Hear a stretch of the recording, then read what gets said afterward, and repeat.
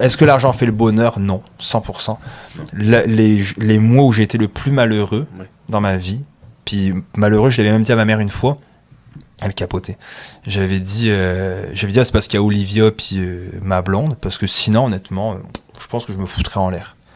Simon, tu peux pas dire ça. Puis là, c'était quoi? Simon, il y a des pensées noires, ça va pas. Mais je dis, maman, je te dis ça de la façon la plus froide et rationnelle possible. J'ai pas de pensée suicidaire. Je te dis juste que quand j'y pense, je me dis, bah, c'est ça la vie. Bon, je m'en fous. Là. Parce que quand tu peux tout te payer, puis je dis pas des yachts et tout, mais ni de jet privé, mais quand tu peux te payer n'importe quel resto, n'importe quel morceau de linge, n'importe quel auto, on va dire, tu sais, je pourrais m'acheter une Lambo, ben en fait, tu dis ça a moins de valeur.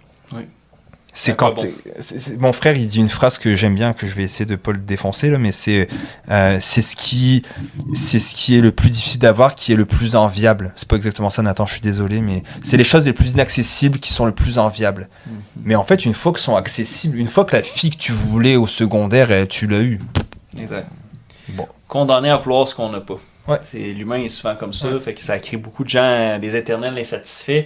Puis c'est que toute ta vie, ta liste, ta définition de la formule du bonheur, tu l'as établie en disant, OK, ça va être telle maison, telle voiture, tel genre de femme, etc. Puis là, une fois que tu les as toutes, t'es comme, mais je pensais qu'être heureux aurait été comme un état d'âme différent. Puis je me sens bien normal. Donc, mon plus gros mois, je te le disais tantôt, je sais pas si je l'ai dit sur le podcast, mon plus gros mois, c'était au mois de mai, je pense 2022 ou 2023, où après toutes mes dépenses, hypothèque, voiture, il m'est resté 33 000. Oui. Puis on s'en allait chez Costco avec ma blonde.